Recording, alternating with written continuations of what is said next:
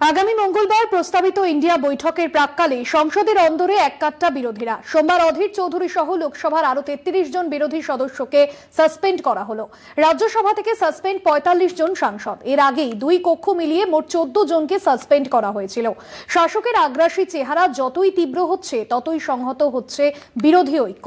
এদিন তৃণমূলের Derek ওব্রায়েনের suspension প্রত্যাহারের আর্জি জানিয়ে রাজ্যসভার চেয়ারপারসন জগদীপ ধনখড়কে চিঠি দিলেন কংগ্রেসের সভাপতি সাংসদ মল্লিকার্জুন খাড়গে। মোদী সরকারের বিরুদ্ধে একনায়কতন্ত্রের অভিযোগ বিরোধীদের। সংসদে হামলার ঘটনা ঘটে গত বুধবার। তারপর প্রায় সপ্তাহ ঘুরতে চলেছে।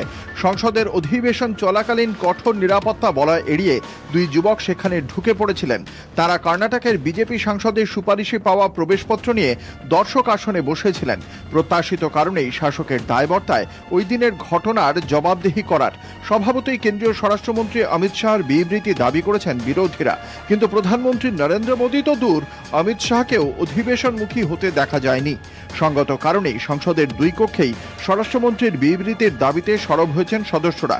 নিজেদের অবস্থানে বিরোধীরা অনড় থাকায় দফায় দফায় মুলতুবি হয়ে যায় দুই কক্ষের অধিবেশন।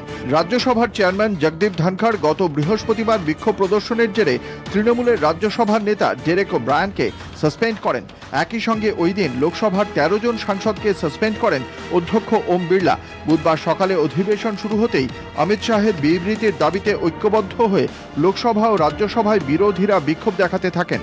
সরকার পক্ষ অবশ্য বিরোধীদের দাবিতে কর্ণপাত করেনি। স্বরাষ্ট্রমন্ত্রী বা প্রধানমন্ত্রী কেউই অধিবেশনে এসে বিবৃতি দেওয়ার প্রয়োজন বোধ করলেন না। উল্টে এদিন লোকসভায় কংগ্রেস নেতা অধীর চৌধুরী সহ মোট 33 জন বিরোধী সদস্যকে সাসপেন্ড করা হয়। অধীর চৌধুরীর মতে মোদী বাহুবলীদের মতো আচরণ করছেন। विपक्ष को साथ में रखना जरूरी होते हैं। विपक्ष को कॉन्फिडेंस में लेते हुए सदन चलाना हम लोग वाजिब समझते हैं और ये शोभनीय भी है। लेकिन आज की सरकार तानाशाही की चरम शिखर पर पहुंच गए हैं।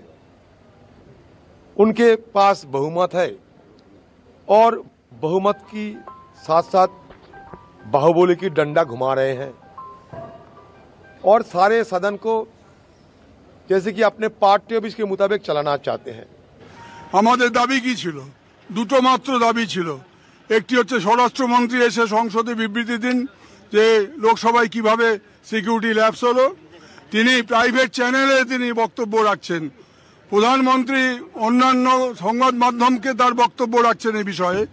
সংসদ চলছে, অধিবেশন চলছে, অথচ না প্রধানমন্ত্রী না স্বরাষ্ট্রমন্ত্রী এই বিষয়ে সংসদকে কিছু জানাচ্ছে।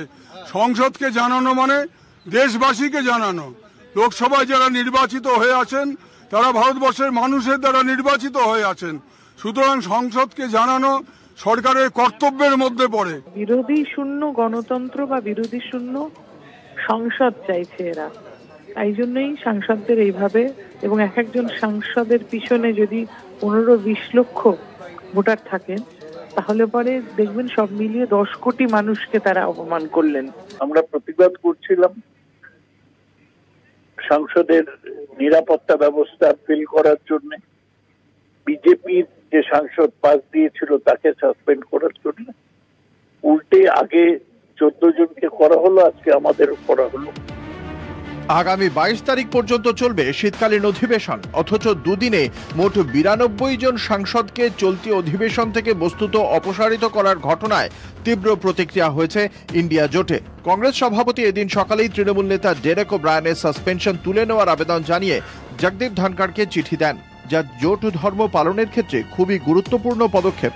খাড়গের দাবি, লোকসভায় একক সংখ্যাগরিষ্ঠতা সত্ত্বেও বিরোধী সদস্যদের মুখ বন্ধ করতে উদ্যত কেন্দ্র। সাংসদদের সাসপেন্ড করে গণতন্ত্রকে আস্থা কুঁড়ে ফেলে দিয়েছেন মোদী সরকার। তিনি মনে করেন স্বৈরতন্ত্র কায়েম করেছেন প্রধানমন্ত্রী। বিরোধী শূন্য করে দিয়ে বিনা আলোচনায় বিতর্ক ছাড়াই লোকসভা চালাতে চাইছেন তিনি। সংসদের ভেতরে বা বাইরে কোথাও বিরুদ্ধ স্বর সহ্য করতে না পেরেই মরিয়া গেরুয়া বাহিনী এতটা আগ্রাসী হয়ে উঠেছে বলে রাজনৈতিক মহলের ধারণা। এই আবহেই আগামী মঙ্গলবার ইন্ডিয়ার বৈঠক রাজধানীতে।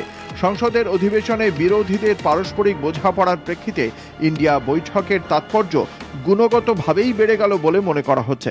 কলকাতা।